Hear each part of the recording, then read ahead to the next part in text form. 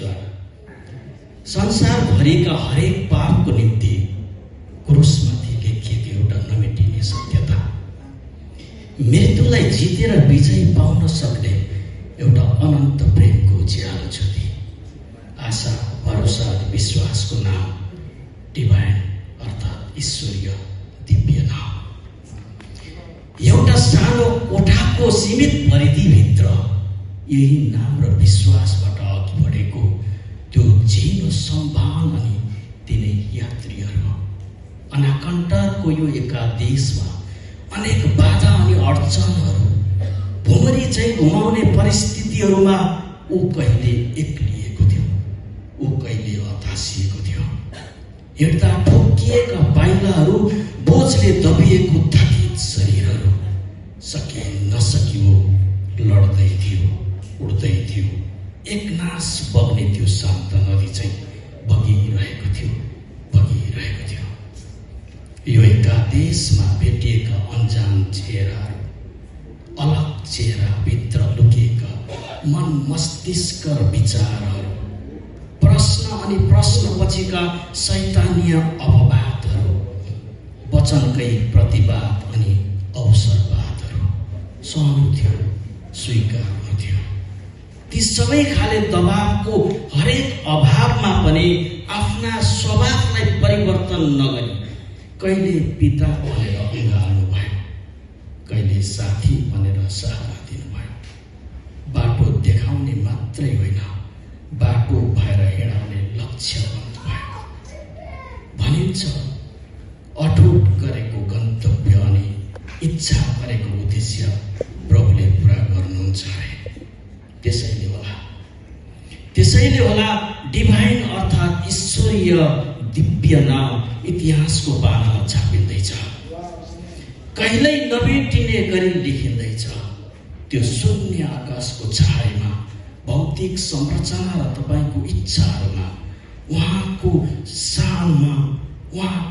शानमा अनि यो देशको आँगनमा म उहाँहरूप्रति नतमस्तक छु, म उहाँहरूप्रति कृतज्ञता छु, म उहाँहरूप्रति आभारी छु, जसले वचन बोलीमा मात्र होइन जीवनमा उतारेर देखाउने सेवक बन्नुभयो। आमेन भन्नुहोस् त।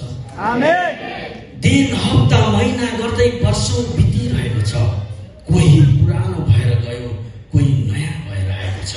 समय आफ्नै दौडमा छ, ऊ आज्ञाकारी छ, तर ती यात्री हुन् प्रेमको सन्देश बोकेर हिँड्ने। त्यो यात्रा हो मृत्यु पछिको जीवन दिने।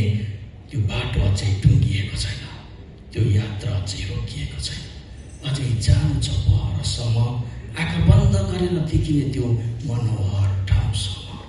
तर आज यो शरीर संसारमा छ, परदेशमा छ।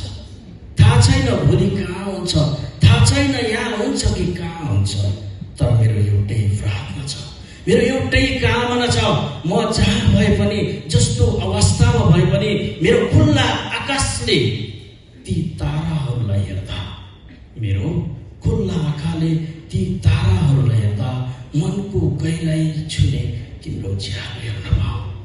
मैले आँखा बन्द गर्दा डिभाइन तिम्रो मन्दिरको आकृति अनि मानचित्र देख्न पाऊ। म कतै धेरै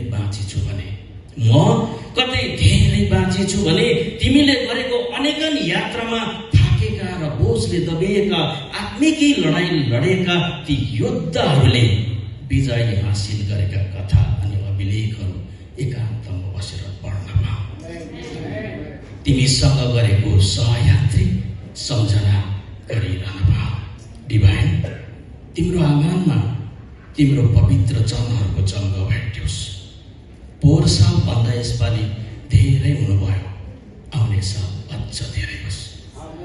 वचन होस्, वचनको भाव अनि सुसमाचार होस्, कविता होस्, गजल होस्, गीत होस्, नृत्याङ्गन होस्, यी सबैबाट प्रभुको महिमा होस्। डिभाइन भन्नेहरू, सुन्नेहरू, गर्नेहरू, गराउनेहरू अनि नाच्ने र नचाउनेहरू, ती सबैको निम्ति तिम्रो आफ्नै निजी एउटा आँगन होस्। न डर होस्, न त्रास होस्, त्यहाँ केवल शान्ति होस् अनि प्रेम